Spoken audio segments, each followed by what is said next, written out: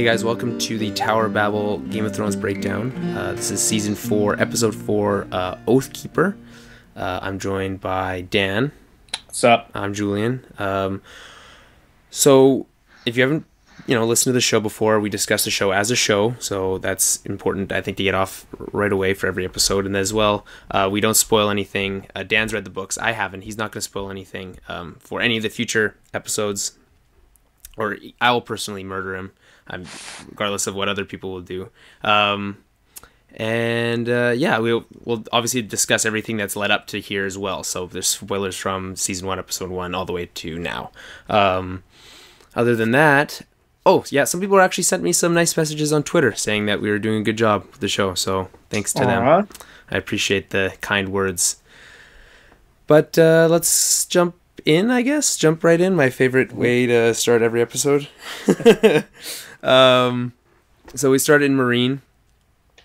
We've now had 3 episodes leading up to this point. She got there last week, and a little anticlimactic for my taste, actually. Yep. So it starts off. We have Grey Worm and Missandei, or how do you pronounce her name? Yeah, that was pretty good. Missandei. Missandei, and she's teaching him how to speak English, or whatever they call it there, I guess. The common tongue. And it's going all right, but they kind of talking about their histories. I don't know. It's not that interesting, really. They're both slaves. They were both taken from their homes. Blah blah blah. Yeah, the Summer Isles or something like that.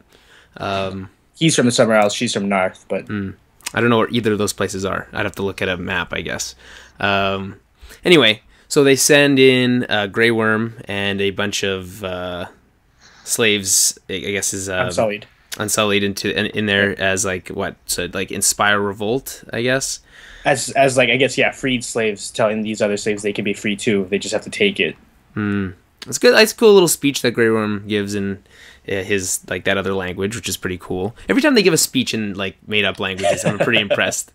So you see this city, it's massive, right? But then they go into this the sewers. And there's only maybe 50 slaves in there, which you assume is only maybe 0.5% of all the slaves in the entire city. You'd assume, something just like based that, but maybe a little bit more, but because it's so big.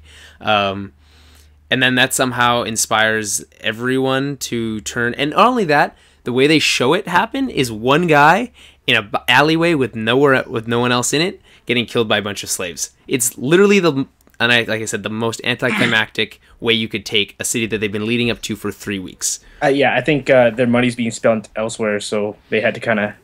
I get it. Cut a few costs with this big battle and just make it like that. Was in the book, was it a big battle? No, not really. It was similar to this, a few minor changes, but she did kind of take it through the sewers. She sent different people, and it wasn't really the slaves revolting. It was her army fighting it as well as the slaves revolting, but...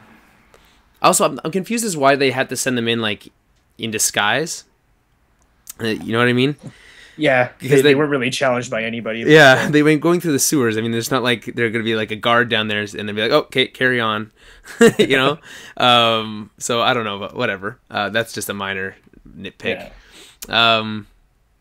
So they give but the thing is that they said is there's 3 slaves for every 1 master or whatever in the city. They gave that number. Yeah.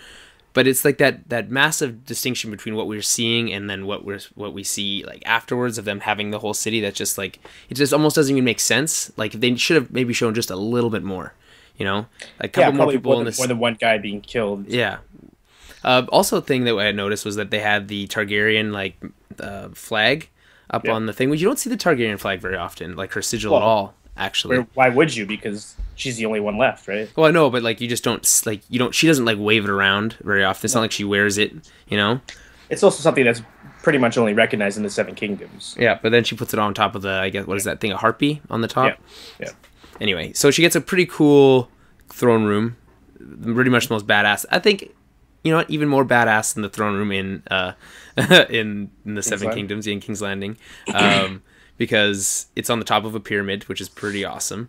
And then we get the whole interaction with Sir Barristan and her kind of saying, him trying to, what's he say? To meet injustice with mercy. With mercy, and she says to meet injustice with justice, which is super cheesy, by the way. Like one of the cheesiest lines. Is that from the book? I don't. You don't know? I don't know. I don't remember. It's not exactly like that. But yeah, cheesy nonetheless. So she get 163 or 67.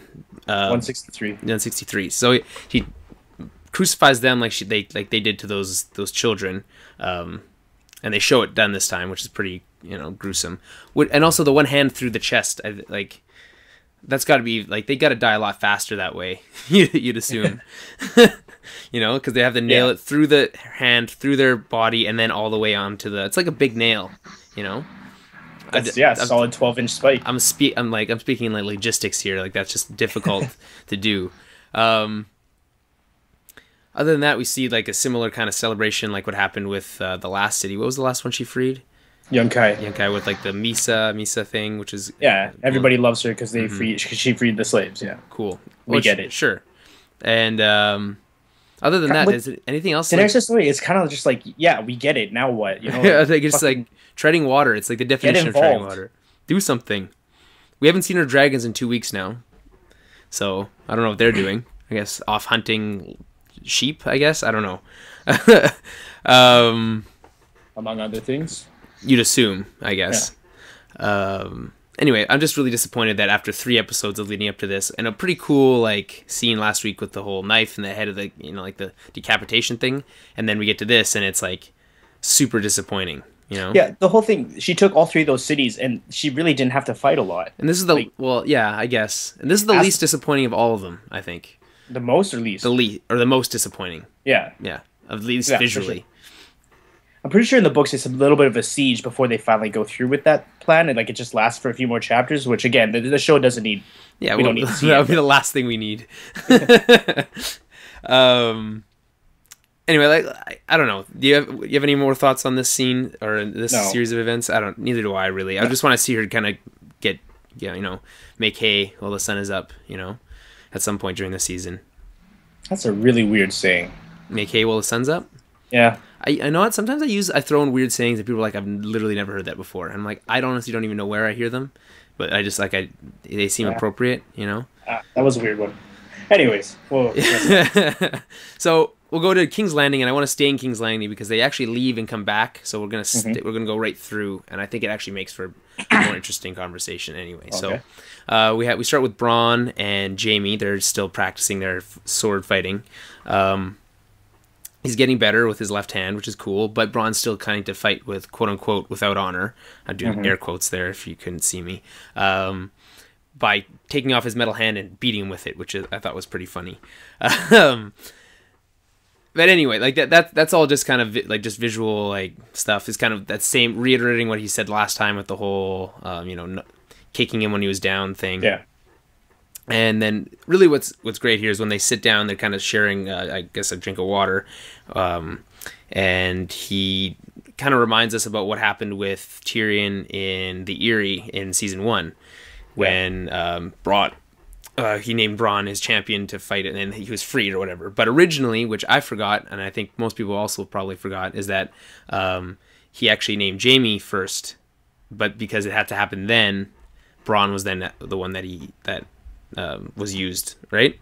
Yeah. So they have this great kind of he's kind of essentially guilt tripping him and saying, hey, he's your brother, you should probably go see him, and then he has that great line at the end. It's he asked you to fight for them then, will you fight for him now? Which I thought is great. Everything with Bronn is great, and I say this every week, but it's so true.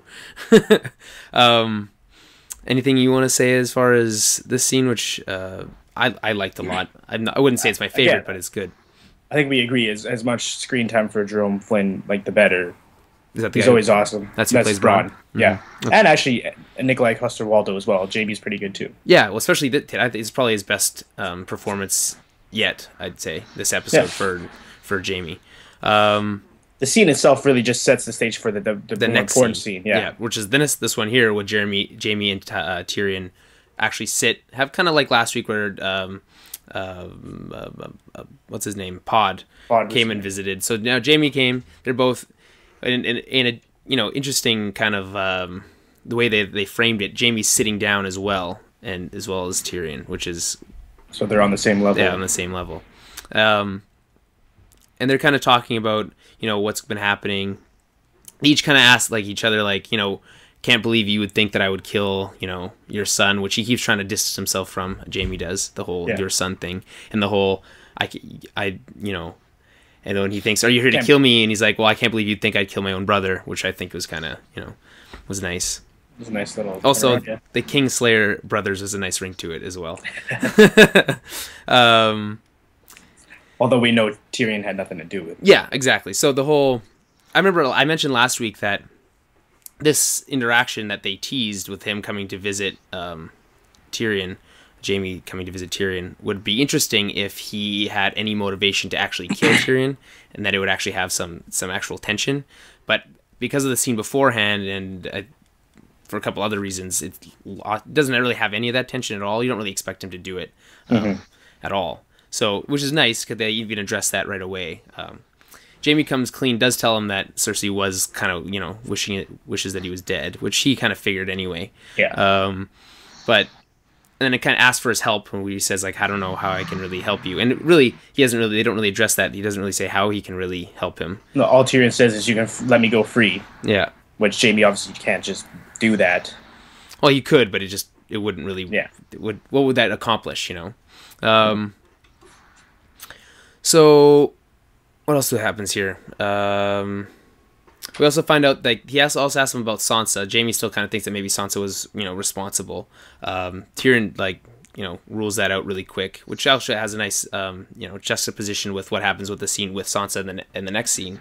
But other than that, I think that pretty much covers it. Other than well, one thing I thought that was neat that he said is that Sansa's not a killer, but then he waited a couple minutes and he said, or a couple seconds, he said yet. Yeah, well. No. Because so much bad shit's happened to her, you'd assume that eventually she'd be pushed to do something that you wouldn't expect her to do, which I wouldn't be surprised if we see that happen, which is not uncommon with this show where they'll give a hint like that and then pay it off in like 2 years. So also the thing I mentioned last week, I asked you if there's a word for when someone kills a king, and they said what it was. This side's regicide, exactly, which we couldn't remember, but. That's just a little thing from last week I was trying to clear up. I think that touches everything on this scene. I really liked it. It's either my favorite scene or my second favorite scene of the episode, which I think we started last week with picking our favorite. But this is either my favorite or my second favorite was this one. So we move on to the next one. Littlefinger and Sansa, they're still on the ship. Not given any really... they're in the ship, so you don't have any idea of really where they are. Although it still looks foggy out, which is weird. So Littlefinger is kind of, we get a little glimpse into his mind here a little bit, what his motivations are, which are apparently just to have none. The whole thing, his quote is that a man with no motive is a man with no one suspects, which is fair because I didn't suspect him for that very reason. Well, yeah, nobody would have. Nobody had any reason. He also wasn't there, which is another reason I didn't think it was him. We do find out actually who is responsible and how it actually went down. I kind of, which we'll talk about in the next scene. But he kind of explains why he did what he did with as far as killing Joffrey. He did it to keep people on their toes, I guess, and also to kind of forge a new alliance with. Presumably the Tyrells, which he doesn't say explicitly, but you can assume. New friends, yeah. We also find out where they're going. He's taking Sansa to his aunt Lysa's, right? Lysa? So her aunt Lysa. Yeah, not his aunt, her aunt Lysa, which is in the Eyrie, which is the same place Arya's heading to. So that's good. That's good. Important to note to mention because there's actually a couple things in this week where they're teasing Stark's meeting up again for. Although we've been teased that before, right? So, yeah, you never know. You don't want to get your hopes up when it comes to Starks meeting each other because it's more likely that someone's going to die before that happens. Anyway, they also explained that the necklace, which you kept teasing the last 2 weeks, was important as far as the death of Joffrey. I'm still not exactly sure how. I might have to go back and watch the death scene again with this in mind. Go watch it. It's in there for sure. Okay, I guess maybe if during the scene, were you watching to see what happened and you could see the events? Yeah. You could? Yeah. Okay, so... Well, because I read it, because I knew what to look for, right? But if you don't know what to look for, it's going to look like nothing. Mm-hmm. Which is fair. Yeah, there is... Something happens, and then there's a jewel missing from Sansa's necklace for the rest of the wedding, and that's your hint. And okay, okay. You don't see anything enter the cup.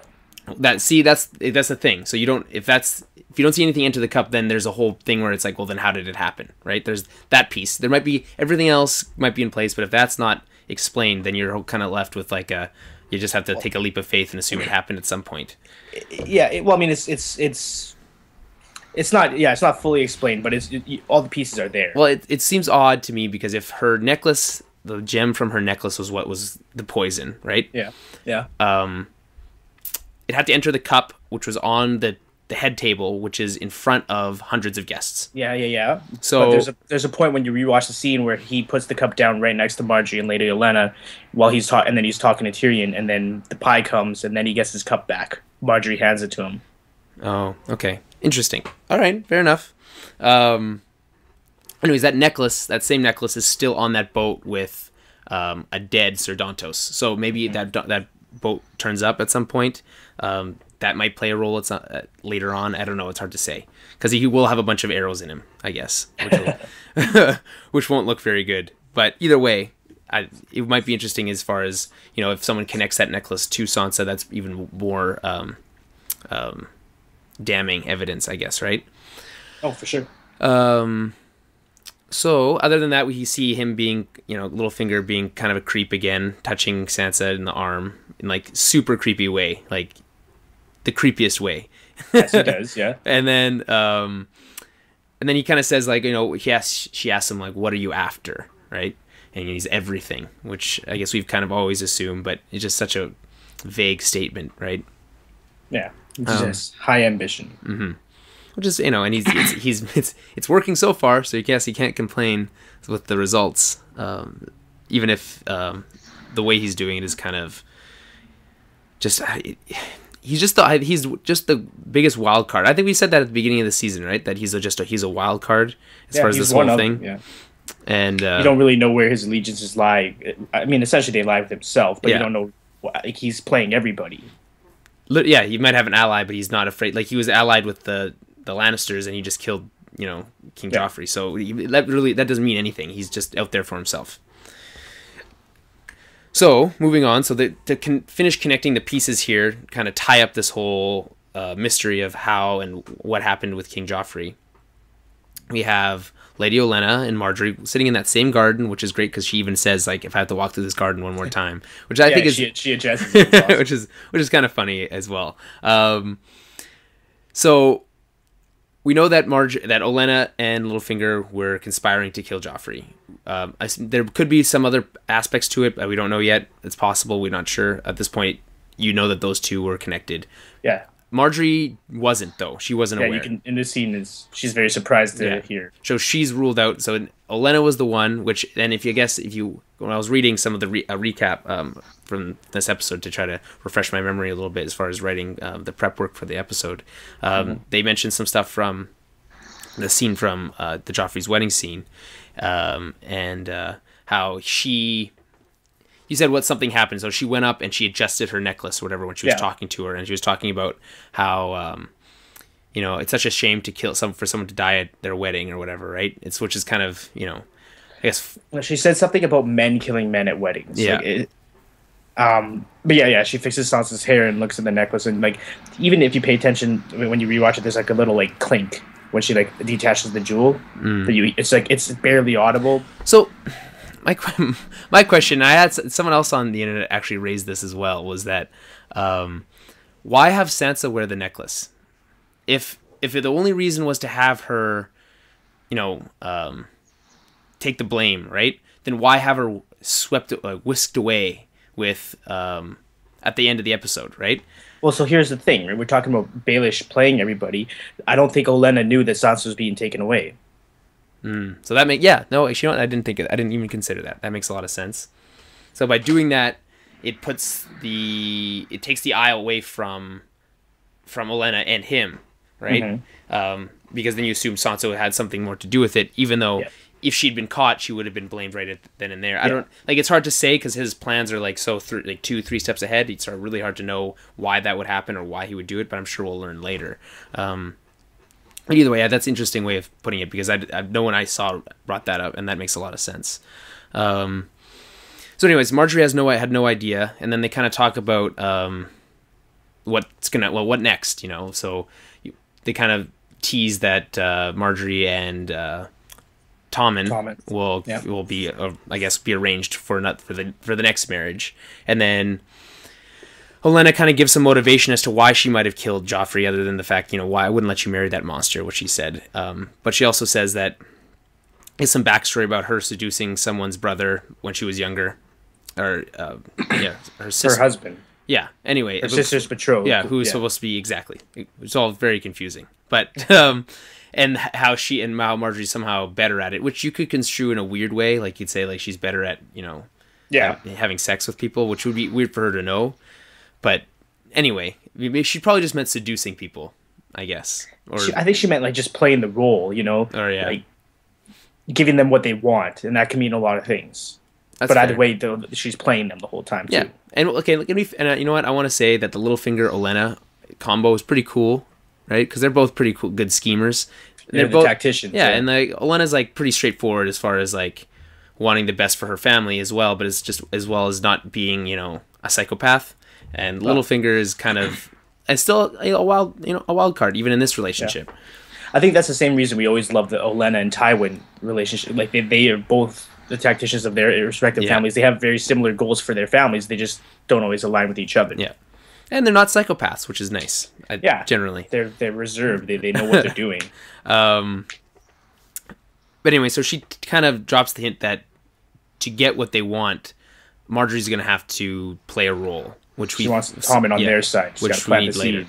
So, which we've already seen that Tommen's relationship with his mom is being, I guess, weakened. But there's other things at play here. So now the Tyrells have a stake in the game as well. Not that they didn't before, but it's even larger now. So at this point, actually, the episode jumps to to Castle Black and then comes back. But we're going to stay with King's Landing because I think it's easier to keep track of what's going on this way. Sure. So Cersei and Jaime have a scene. Cersei's drinking a lot of wine, as she's been known to do lately. I swear her goblets get bigger each episode, because this one was huge. It looked like one of those, like, you know, that perspective, like face and goblet, like black and white image that you see. It looked almost exactly like that. Like you could flip it upside down, and you could drink from either end. But anyway, she's still out for blood, still pissed off, which you could imagine makes sense because she's not only crazy, or she's going crazy. I think you could probably say she's starting to slowly lose her mind. Over the last, you know, I don't even know about starting. Season. She's well into. Well, yeah, mind. But you could say that she's in the process of losing her mind, not, you know, that she's completely off the deep end. You know, she still has some coherent thought. But the whole thing, she's still out for Tyrion's blood, and you know, I guess if not Tyrion, Sansa. So she tells, you know, Jaime, go kill, you know, if you're not going to kill Tyrion, because he says, you know, Tyrion didn't do it, in a very, like, just like that, like, he didn't do it. So then if not Tyrion, then go kill Sansa, which he made the oath about keeping her safe, right? Yeah. Just to remind everyone. And then I saw this again online as well, just from somewhere else, was that the whole, if Cersei is wrong about Tyrion, the real killer gets away with killing your son thing. Like, people, like, that's, if she could conceive that, like, that makes so much sense to everyone else, but she doesn't care, you know? Like, she doesn't even care. Her mind's made up, yeah. Like, if she doesn't care if the real person killed her son, gets away with it if Tyrion dies for that, you know?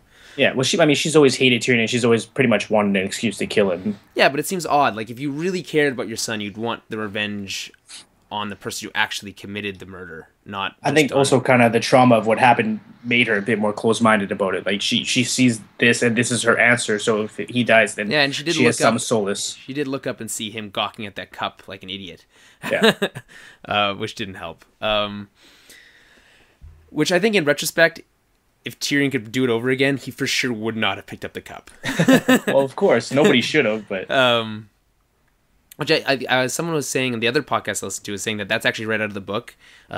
He actually picks up the cup and like, did you mention? I don't know if I can't remember if you mentioned this, that he in the book picks it up, looks at it, and then decides to pour out what's left or whatever. Oh yeah. He kind of examines it, and then it's just one of those things like not force of habit, but he just mindlessly does it. You know. He doesn't mean anything by it. Mm-hmm. So at the end of this scene, Cersei... Oh, what are you drinking there? This is the old coconut beer.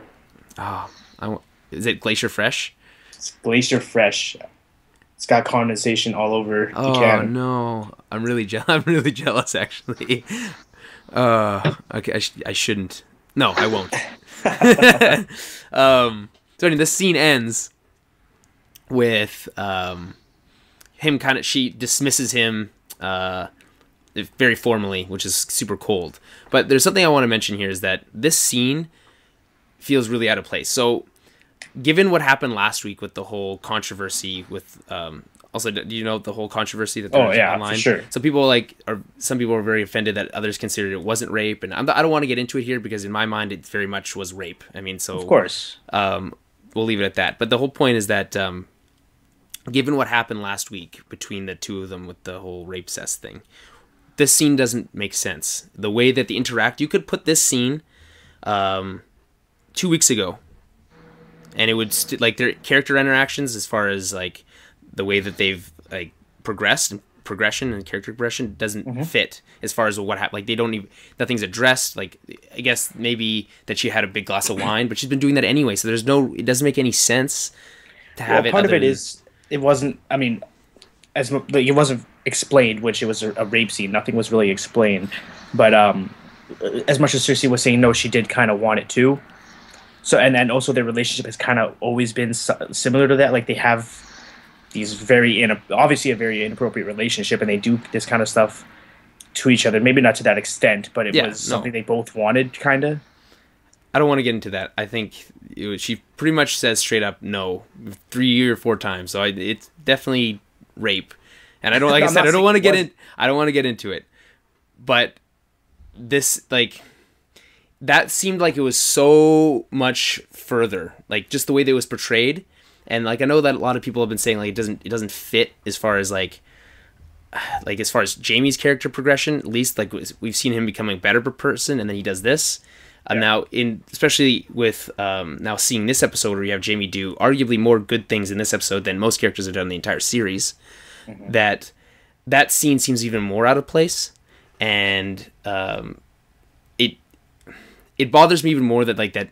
I guess it's been in the book, but in the book apparently it happened at a different time. Like, and as soon as he'd come back, that was like their first interaction. But given how the show's been doing it, that scene doesn't make sense anymore. Yeah. And especially now with this one, where it's just completely ignored. It seems just odd. I don't know. It's weird. I think in Jaime's mind, it wasn't rape. I think in his mind, he didn't do anything wrong, and Cersei's kind of conflicted about it, maybe. It's cool. Like something my girlfriend said actually recently about this.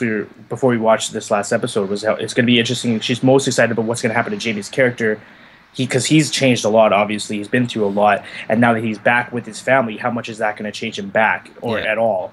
Well. Right? That's fair. And he's obviously pretty conflicted as well with that kind of stuff. And you could say that last week that would have been something the old Jaime would have done, maybe, right? Yeah.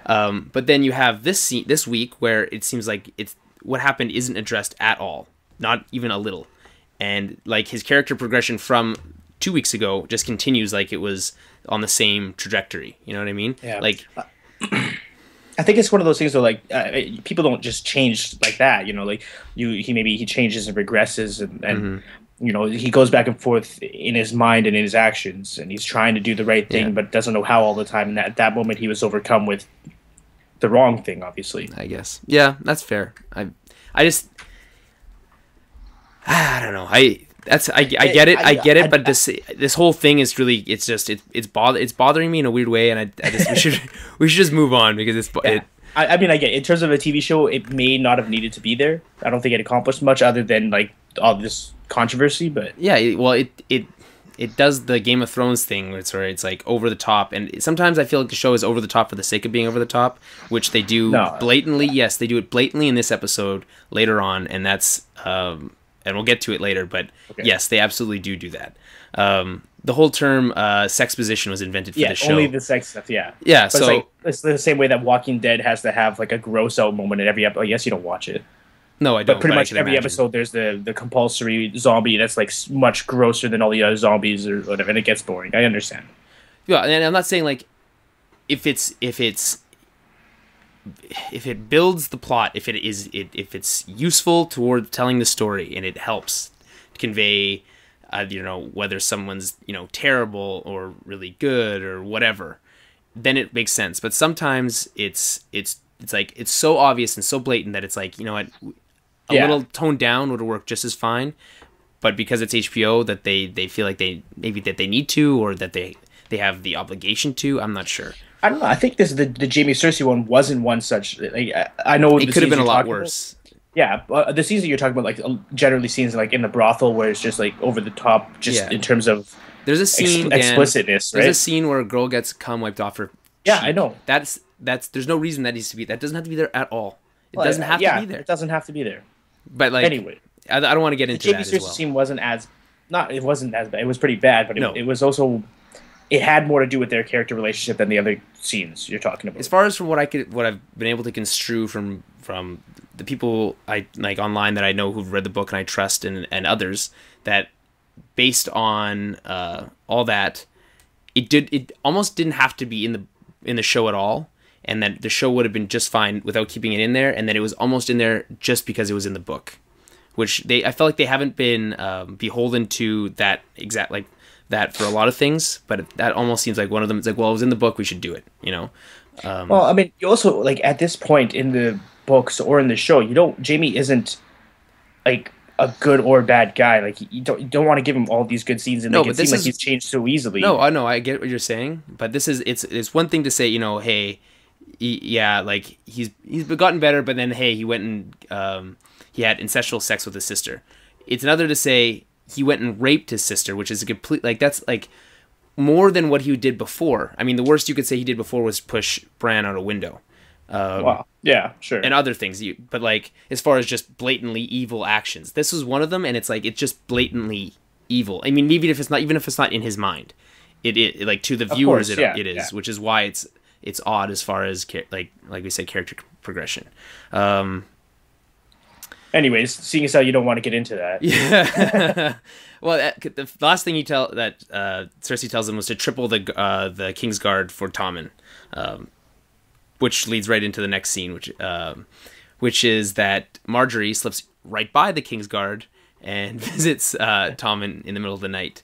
So that's now that they're not doing a very good job. They let one king die just recently, and now they're just letting people wander in and out of the king's bedchambers in the middle of the night. So that's, they need to maybe stock up on some better nights, I guess.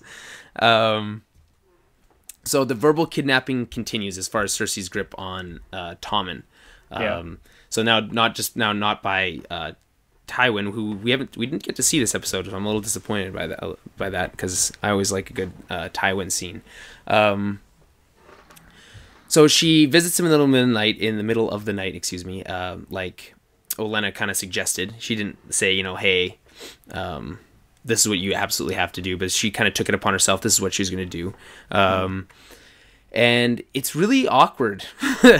Like, you're not, because she's so much older. Like, yeah, there's a big age discrepancy. It's like a lot. Like, it's not just like, okay, it's not like a 16-year-old and a 50 or 50-year-old. It's like a 13-year-old who probably hasn't even had puberty yet. And, like, I guess, how old would you say Margie is? Like 25, 26? Maybe younger than that, I'd say. Okay, so maybe 21. I'd say it's like Tommen's 11 and she's 19 or something like that, but okay, either way, the point is that it's like it's a very mature woman, and a very inappropriate, like, small boy. Anyway, it's just awkward. I think the way she does it is never really done in like a sexual way. which is important, I think, just because I think Margaery's been generally a good person, if not like a little flip-floppish, like she just, on to the next one. Yeah. But other than that, she's been a good person, right? And she's not doing anything really bad here. Would you say this is something that is like no, not necessarily? I mean, good or bad are subjective in this case, but like she's a schemer. She's doing it. It's a means to an end, and he doesn't see it that way. So she is taking advantage, and so it is kind of bad. Yeah, I mean that as far as terms of Game of Thrones, good or bad, that's what I'm saying. In this show, bad, I guess. It's a scale of bad. A continuum of bad. Anyway, we also they chat about different things, and she kind of like mentions how I think we're supposed to get married, and we should get to know each other better, but we should keep it a secret, which makes a lot of sense because you can imagine what would happen if Cersei found out.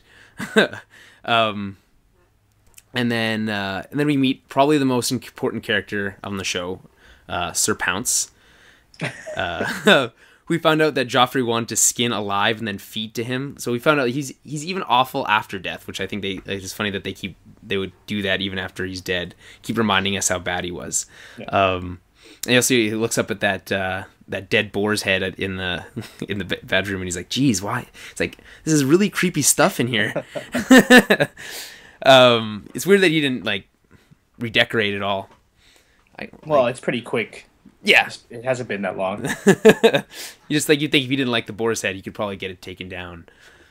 But anyway, so they have that nice I guess it's not nice, but that chat together, and then she kind of goes in to give him a kiss, and then puts it on his forehead, which I think everyone kind of had a sigh of relief when that happened. It was like, oh, thank God. And but like thinking about it, having thought about it, I think the two of them would actually make a pretty good king. I mean, Tommen's easily, swayed, at least now as a kid. Yeah, but he is a sweetheart too. Yeah, and Margaery's a smart, she's a smart lady, right? And she's a nice person, right? There's not a lot of those, and like we talked about, I think they would make a good king and queen, like as far as being just, and they don't seem dumb. Like neither of them's dumb, right? So well, I think Margaery she is still concerned with just her power, but she has helped the small folk a lot. Yeah. Like she's been, even if that's out of just charity focus, but yeah. But it is about the Tyrells and how much power they have. So they're still playing the Game of Thrones, but there could be some actual nice, Daniel. That was good. It could be some benefits to it for everybody as well. Yeah, it's funny that they haven't mentioned the Game of Thrones since the first season, where they'd have to do the name drop. And everyone's like, "Oh, that's the name of this show." It's all over the place in the books. But... Do they actually say it a couple times? Yeah, well, only the first book is called Game of Thrones. The rest have different titles, right? Oh, okay. Do they mention the other titles in the other books? No, those ones are kind of weird. Like, the second book is called A Clash of Kings. I'm pretty sure that's not ever mentioned in the book. That's fair. And the third, the rest aren't actually, because the third is A Storm of Swords, and that's never mentioned either. But Game of Thrones is a few times. So yeah, other than, like I said, their whole age thing aside, they would actually probably make a good king and queen. Yeah. As long as like they said, as long as follows listening to their counsel, even if some of their counsel is a little corrupt.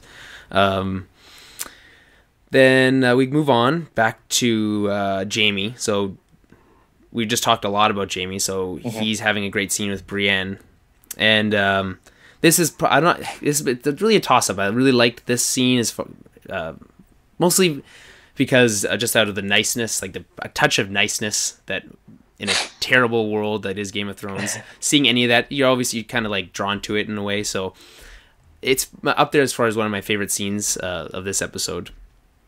And so as we mentioned earlier, we see Jaime move further away from Cersei by sending Brienne to find Sansa instead of having her killed, right? And we also see him move further from his father by giving her the sword that he gave him, which is another interesting thing. Not to mention the awesome black armor which he also got, which is pretty sweet. He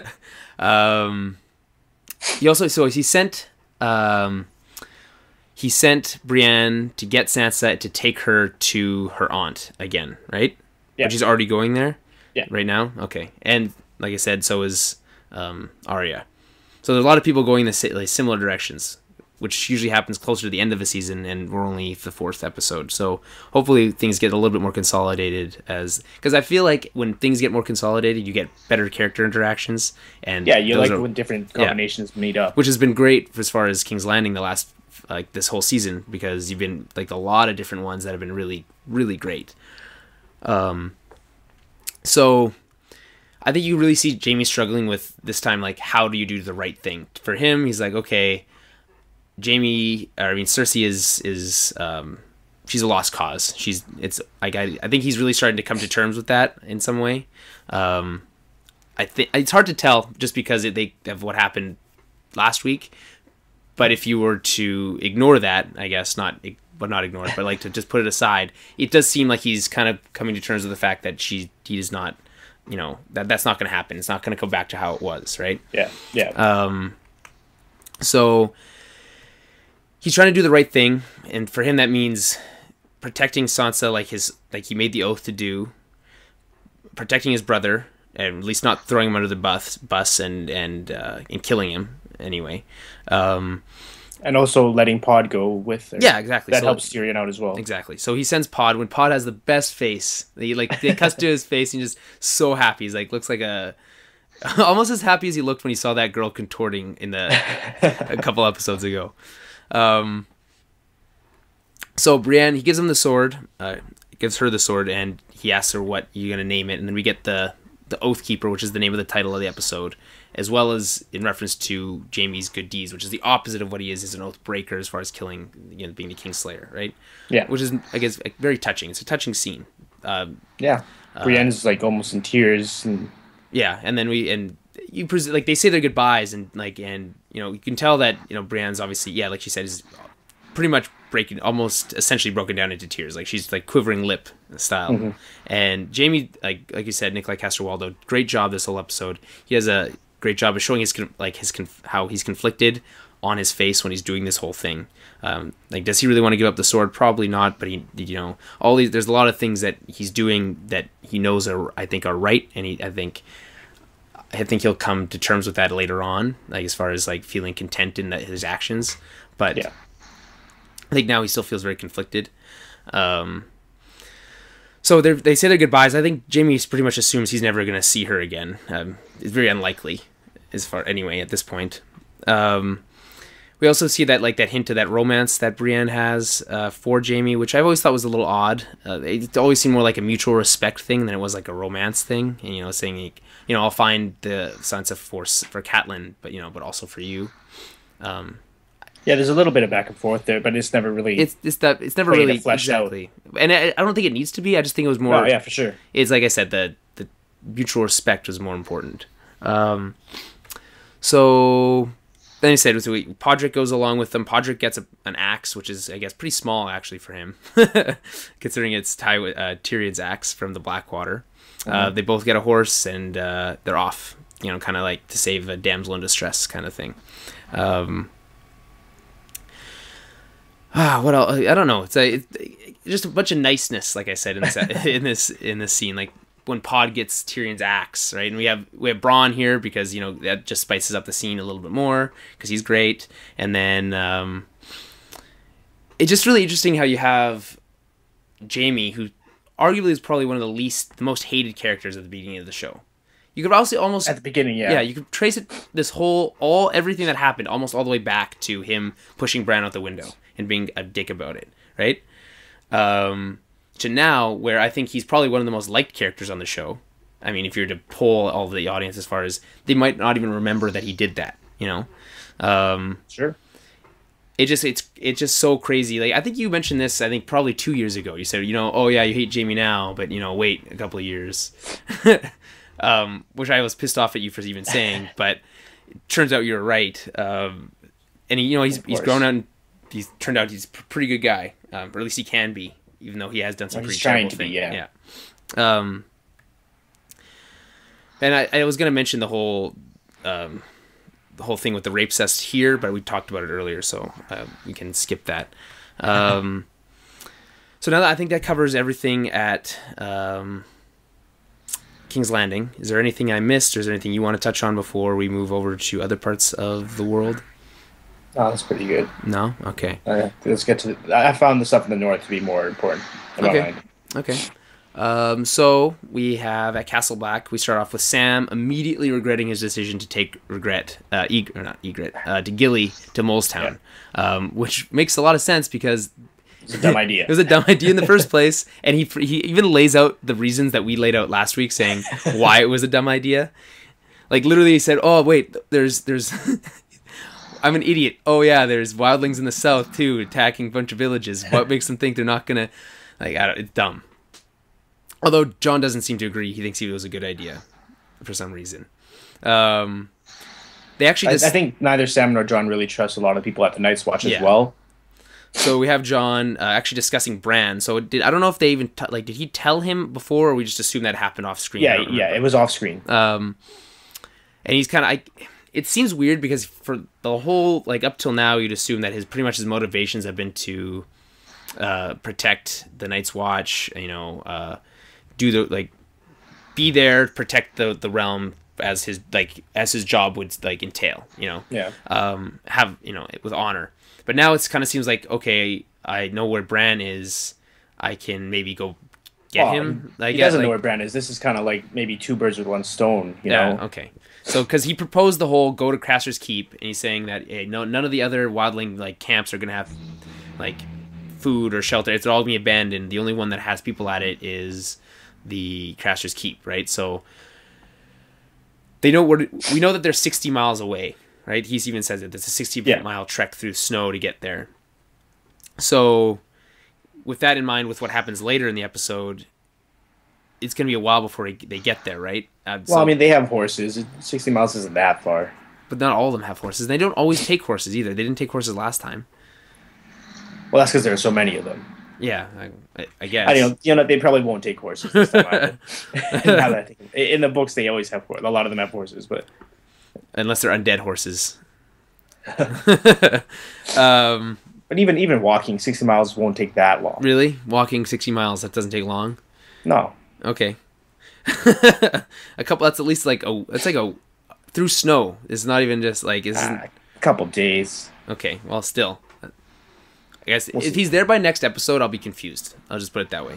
As far as the time, the timelines they set out in the show, it takes longer than one week to the next as far as time gaps for him to get to Craster's Keep. So two episodes maybe I could buy. One I'll be a little bit confused as far as how did he get there? Did he teleport? Kind of thing. So we also see John training some new recruits. And we also see some scheming from Alistair Thorne. Alistair. And who is he again? And why is he in charge? Why does he have any power at all? Okay, Alistair Thorne, in the first season, he was the one that was in charge of training all the recruits, and he hated John. Okay. Because John was really good, but he was a bastard, blah, blah, blah. And I don't know why they care about that. It always seemed odd to me. No, also John kind of stood up to him and challenged his authority a couple times. So, and he tried to kill him almost at one point because he was goading him about his father. So yeah, he essentially, with all those people going out and Lord Mormont dying and everybody being gone, he's the acting commander. He is the highest ranking officer right now. And Janice Slint, who's the guy from King's Landing, right, is kind of telling him, hey, you should probably get John killed because turns out when you're choosing a new Lord Commander, it's just a popularity contest. Yeah. Well, they vote, yeah. Yeah, so it would most likely be John, is what they're saying. So this is another two birds in one stone. Hey, yeah, send them out onto that, that plan he suggested last week. Although they seemed to agree on it last week, and all of a sudden it was no, don't do it. And then okay, yeah, do it. Which is really weird. But no, they didn't agree on anything last week. He just John said what was up, and then it kind of cut to the next scene. Okay.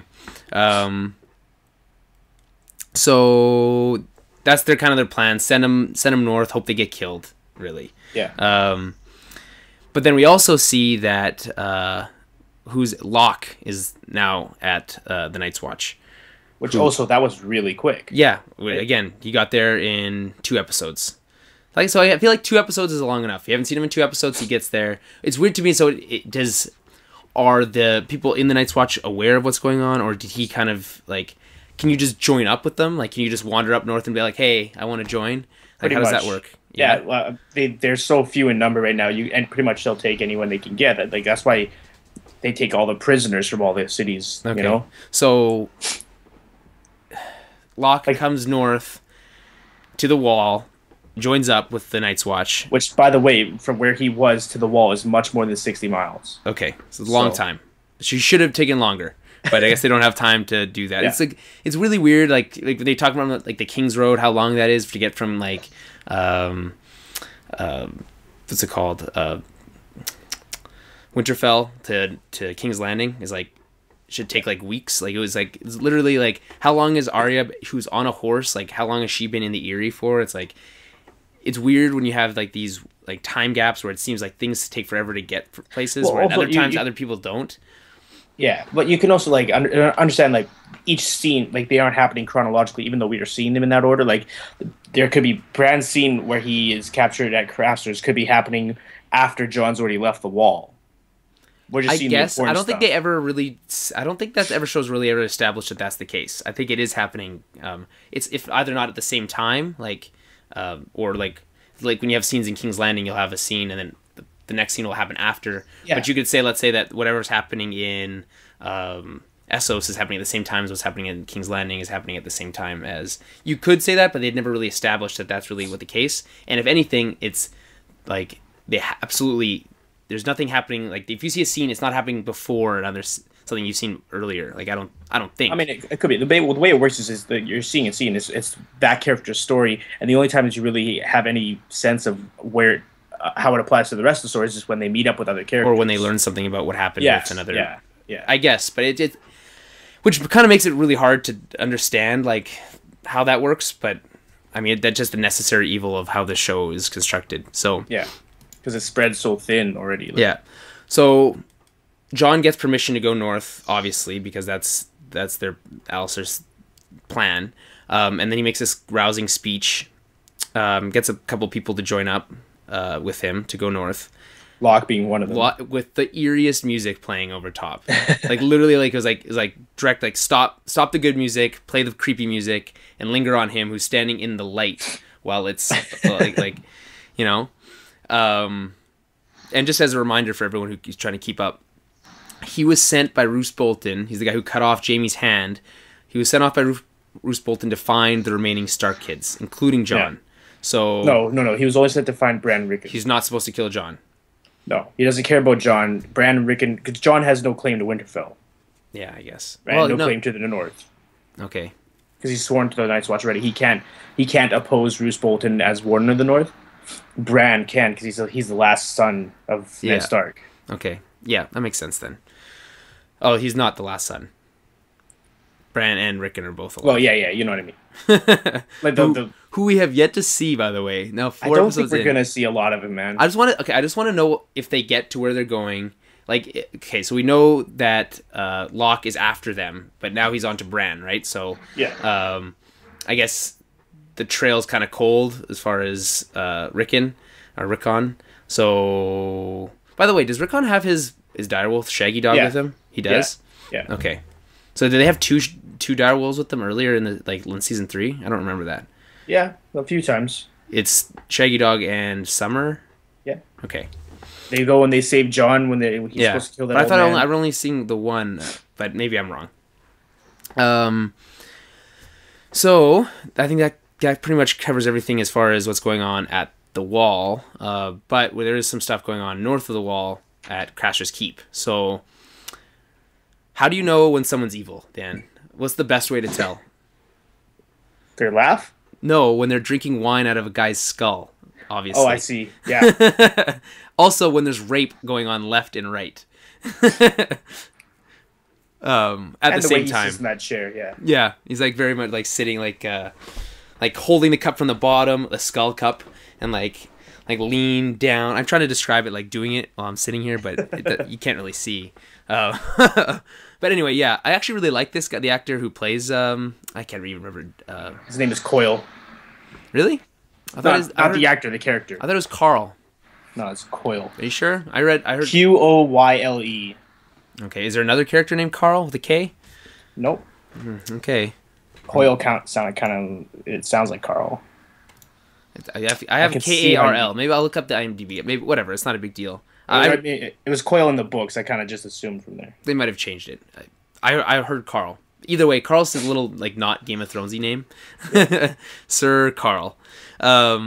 Anyway, so actually, like I said, I really like this actor. He's a really good character actor and other things, but he plays like this one a little over the top.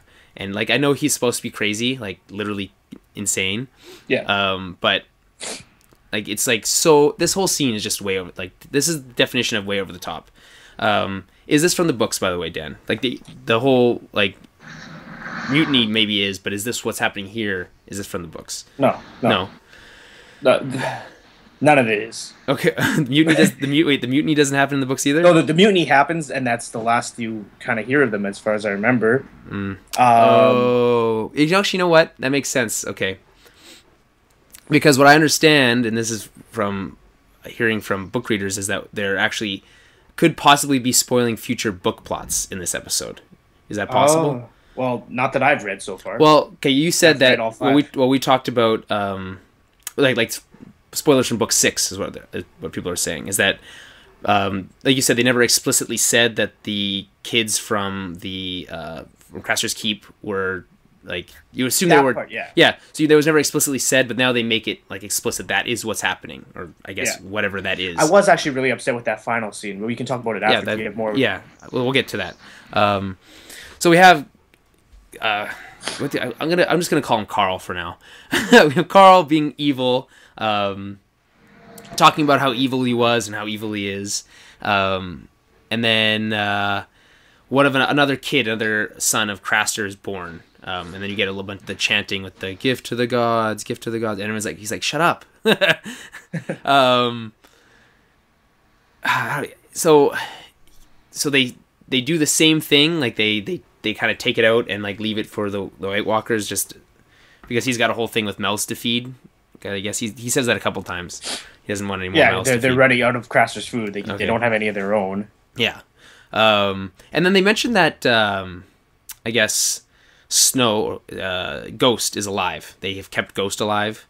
They captured Ghost and they put him in a cage and kept him alive. And then even the guy is like, why are we keeping him alive? Why haven't we killed him yet? And I'm wondering kind of the same thing. I guess, me too. You have no insight on this as far because you're not a book reader, but like it's really odd. Like it's like, why would you keep this wolf alive, and especially if you're running out of food? The wolf obviously could kill all of you in a second. It benefits you. It doesn't benefit you at all. Yeah, I guess weird. But he's like, go make sure you give this meat to the dog.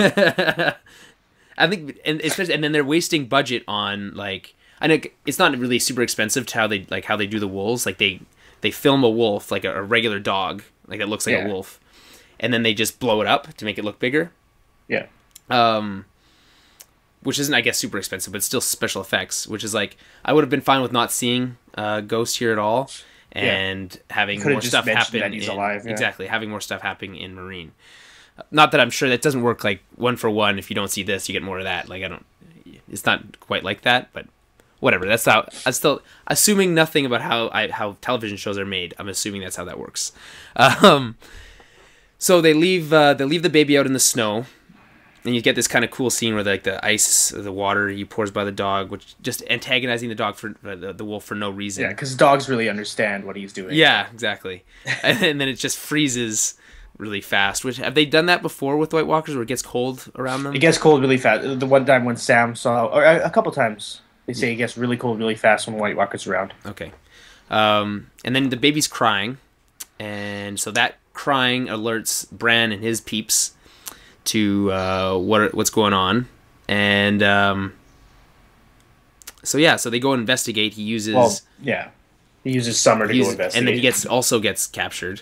It falls into a hole and is hurt, apparently. It's like a trap that the mutineers set up. Yeah. And then they also get caught super fast. Like they're like right there, and then like boom, they're caught. Because they're not very good at sneaking around apparently. Because obviously it's Hodor. He's not going to be very good at that. So they're taken into Craster's Keep. Then we get Carl being a jerk. The whole mouths to feed thing.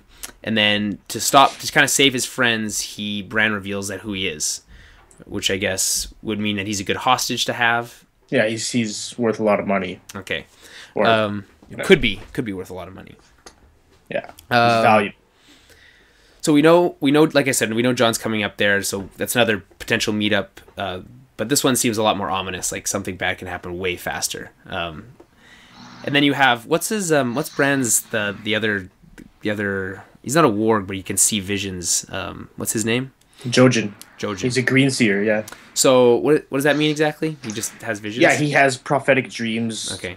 Pretty much. So at one point when they're captured, that he goes into this like crazy dream state thing where he starts seizuring, right? Mm-hmm. The next scene we have is the baby being picked up by the White Walker. So this is one of my theories. And the baby's not crying, and we see perspective from the baby's eyes. It's very similar to the perspective we've seen as far as like whenever Bran is warging, or in other, like, it's similar to those kinds of scenes, right? Okay. So my theory is that he's actually seeing what's happening, like Jojen's seeing what's happening from the baby's perspective, because he's not. Why is he not crying? It makes no sense. He's very calm, like being held by this the creepiest possible thing you could be held by, on a undead horse that moves very slow. I feel like you could walk faster, and they get to this, I guess, cave. I thought it was going to be like the tree that he saw in his vision. I thought that was going to be there. It's not. It's just like an ice, some sort of weird ritual site. Yeah, and then we find out that White Walkers are created by turning babies into White Walkers. I guess that's what that is. Yeah. So I don't know what, like. None of this is ever explicitly said in the book. Basically, all they say about Craster's babies is that they're a gift to the gods or a sacrifice to the old gods, all the boys, and that's it. Like, even the part where Jon saw a White Walker pick one up, that's all just made up. It's implied a lot, and you make your own assumptions, but it's never really clear whether they're just like letting babies die or babies are actually being taken. Blah blah blah. But this whole part was weird. Yeah, the White Walker brings it, and there's another White Walker that looks different. And it seems like hair, has horns. And it seems like there's a couple others. Yeah, and they all have like robes. It looked like they're like some sort of cult. Yeah, and then okay, so how does this work? Do you turn it into? And then is there a baby White Walker that grows into a full grown? See, I don't know. That's really confusing to me. I don't know. But here's the other thing. Like, there's so many times when White Walkers just turn like a regular dude into a white, which is like a zombie essentially with blue eyes. But they're usually dead, right? So is it like only those guys in the robes with the horns can turn a human into a White Walker, and the other White Walkers have like a piece of that power? Yeah, and does it have to be babies? Yeah, I don't know. Like does it have to be like a malleable mind or something like that? And like the visuals of it was cool with the eyes turning blue and stuff. That was cool, but it's confusing. And like there's been scenes before where like I don't understand what's happening. This is one of them. They just wanted to end the episode with a bang, and that's what they chose. But. Instead, yeah. Okay, so there's really great. I want to read this. I guess passage from a recap that Entertainment Weekly did. They do a recap every week for Game of Thrones, and it's written by James Hibbard. So the usage of the babies also touches upon a thread we're seeing in the show's portrayal of magical beings. Dany's dragons were born in a wake of her grief over the unintentional sacrifice of her own children, and the demise of her husband as well. Melisandre said she needed to sacrifice the king's bastard Gendry to give Stannis a dragon, which I don't remember that being what she said, but anyway. Melisandre's smoke monster assassin was portrayed as a baby that she created with Stannis. Now we learn that the Craster's sacrificed babies are turned into White Walkers. It seems that magic can be used to create magical beings in this world, but in each case, a living component must be sacrificed, which is interesting. I just thought I'd point that out. Oh yeah, that's cool. Melisandre does kind of talk about that a lot, like the power, like for great power, you have to sacrifice a lot. It needs a living thing to be sacrificed. But did she ever say that she was going to give Stannis a dragon? She said that she would give him a son at one point, and then he started banging her, and then that smoke monster happened. In the books, she says that she, with the power of Gendry, or it's not Gendry, it's Edric Storm in the books. I'm pretty sure she says that with the power of his blood, she'd be able to wake the dragons of Dragonstone. It's like an old myth that all the dragons that are carved into the city of Dragonstone would actually come alive. Oh, okay. I think that's what she's getting at. I don't know if that. I'm sure that part doesn't happen in the show, but she may mention it at some other point. Okay. All right. Well, overall impressions. What did you think of this episode? Overall, is man, it was kind of the weakest point so far this season. But it really So we've been doing this every week, rating what our favorites of this season have been, like in order. It would get harder every week, I guess. Yeah. We're only at 4, so we might as well keep doing it. Where would you put this one? Last. Really? 3, 2, 1, 4. Yeah.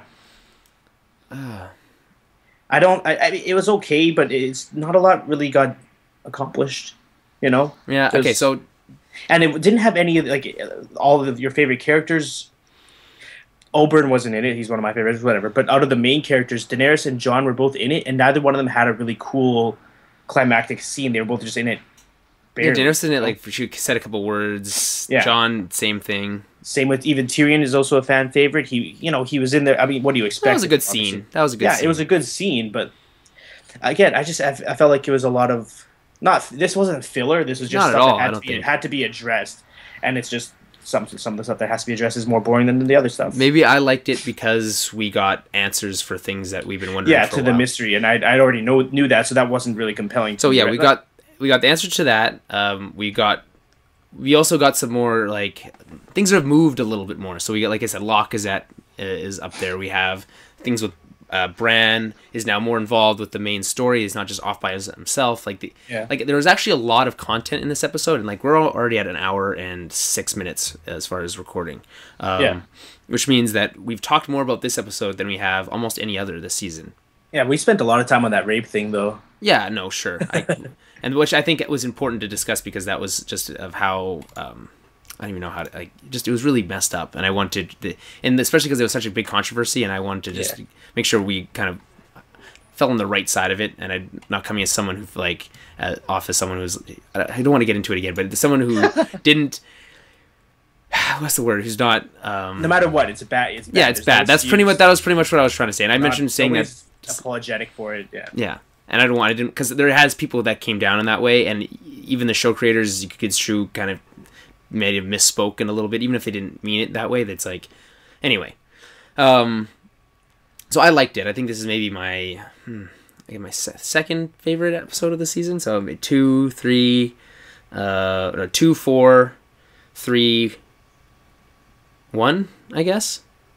That's weird. Honestly I don't remember what I rated them last week. So I guess it changes all the time, and it's harder for me to remember what happens in each episode all the time because it kind of just blurs together. But yeah, I liked it. I enjoyed it. So it's I don't know. Overall, like, I had, like I said, I had my misgivings as far as especially the beginning. Like, kind of was like, did not start me off well with this whole like, oh, we got the city, but we didn't see it happen, and it seemed like really way too easy. But then it kind of built up. I like the stuff with Jaime. The stuff in King's Landing is always great. But then we also got some actual like things started happening north of the Wall again, which is great.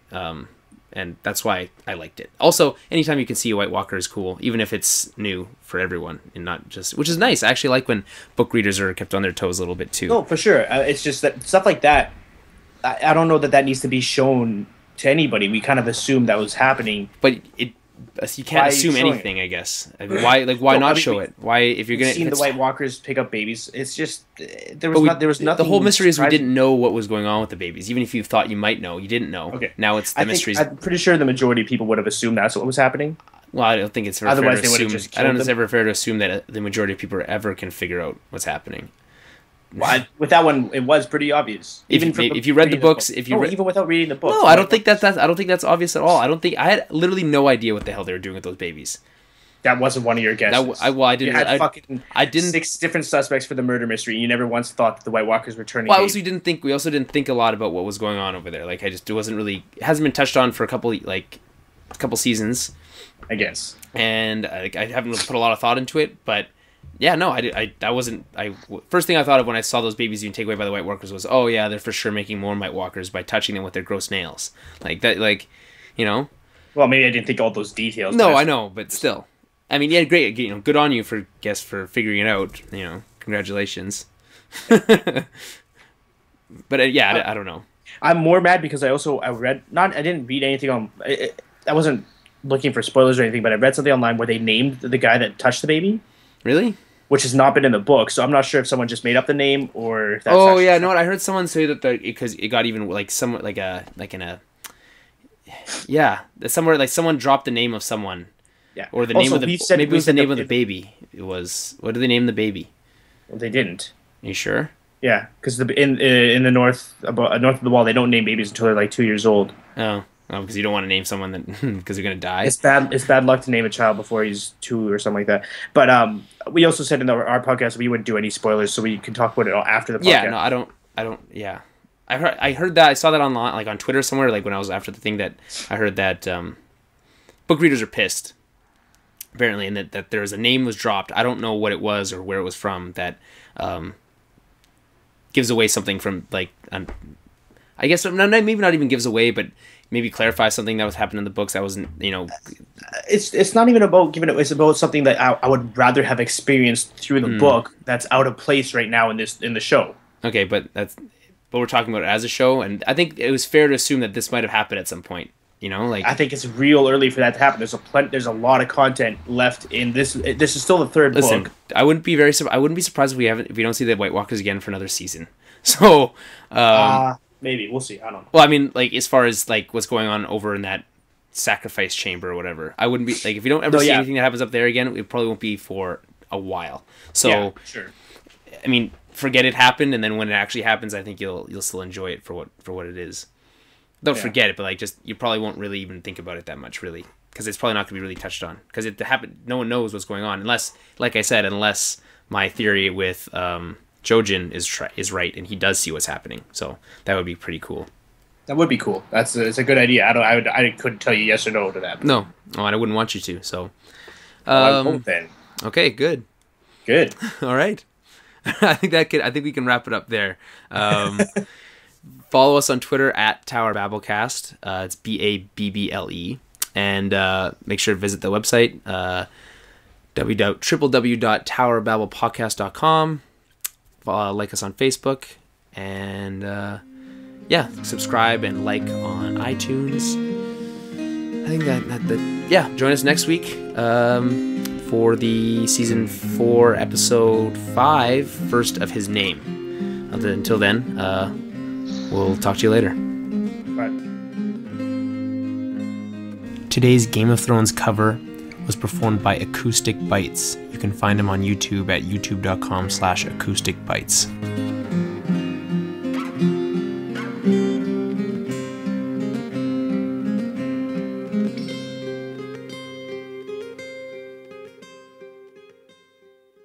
Hey guys, welcome to... I actually forgot what I was going to say.